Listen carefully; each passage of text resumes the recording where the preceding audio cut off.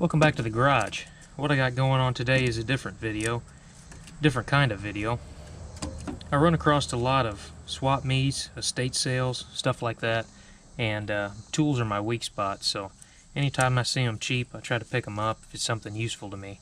But first thing I got this weekend were a stack of these.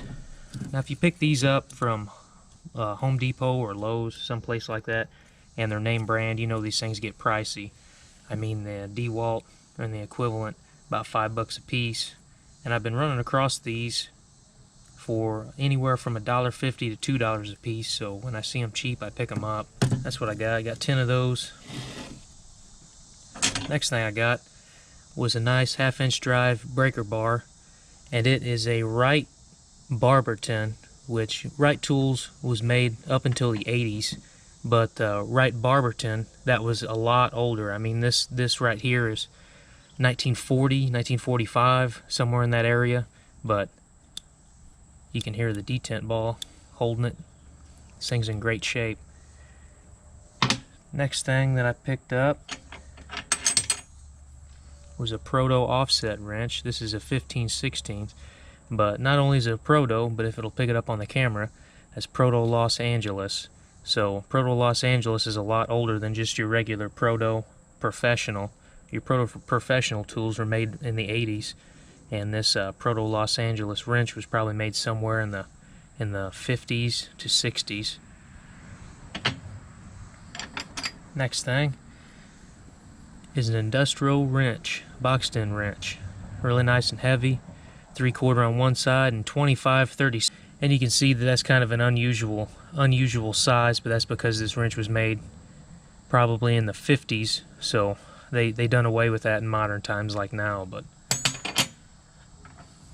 next thing is a 1/2-inch drive Pennins Corporation. Got some chrome wore off of it, but doesn't mind me at all. Picked up an 11/16 and a 5/8 Herbrand boxed-in wrench. Kind of dinged up but in good shape.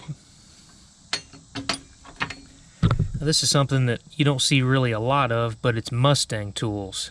These were a brand I think made by Sears back in the day. You just don't see a lot of them around here. I've got a few sockets that say Mustang on them, but that's about it. They're kind of scarce in my area, but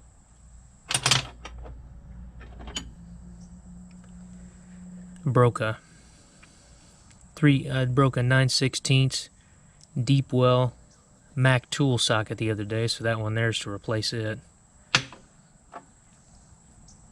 Got a nice Proto Professional 1/2-inch, 2.5-inch extension. Got a little bit of gunk from the price tag being on there, got to clean it up, but the chrome's in really nice shape. Also picked up a Proto extension, 3/8 drive.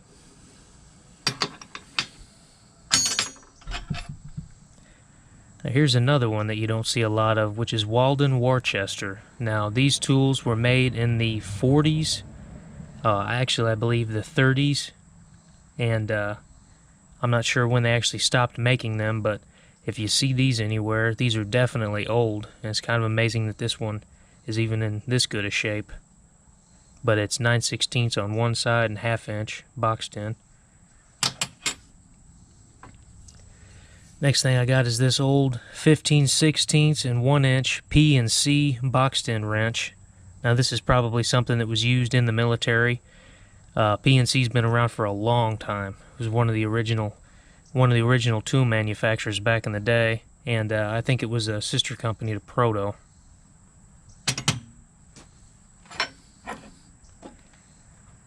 Now these are pretty neat. I've picked up a couple of these, but this is a ratcheting adapter. So essentially what this does, you put a breaker bar on this side and you turn your breaker bar into a big ratchet. So, and some of those breaker bars, especially the older ones, you know, have almost 2-foot handles or anything like that. And I think that from what I heard, a lot of this stuff, or from what I've read, I'm sorry, that a lot of these tools, like the ratcheting adapters, were used to put together aircraft. But that's a Proto right there. Proto 5447. It works really good. And I bought this 13/16 and 7/8 electrolyte wrench. Bought that because that thing's just heavy. I mean, that thing looks like you could probably put a cheater pipe on it and not break that.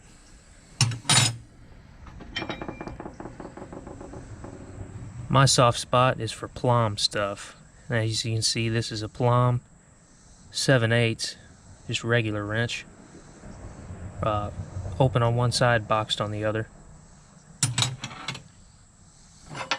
I'll show you the two favorites that I picked up today. The first one is another plumb, but this is a pebbled finish wrench, and it's a 13/16. But you can see that pebble finish on there. Now the difference between this one and the plumb I showed you earlier is the pebble finish ones are a lot older. This is World War II era.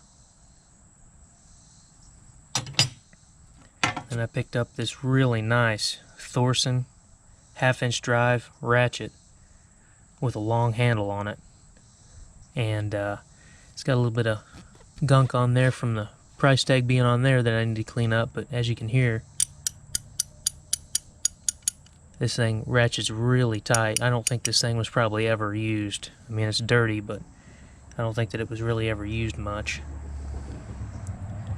But like I said, I like to go to a lot of swap meets and estate sales and auctions, so hopefully if you guys like this video here of the tool haul, that I'll do a lot more of these. But if I see a tool cheap and it's brands I like, I'll definitely pick it up. But plumb is definitely my favorite.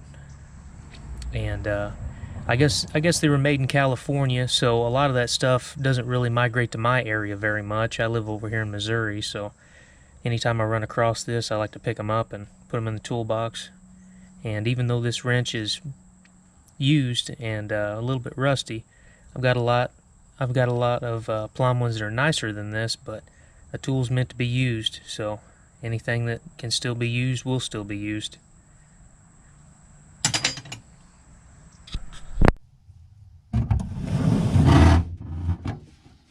Thanks for watching.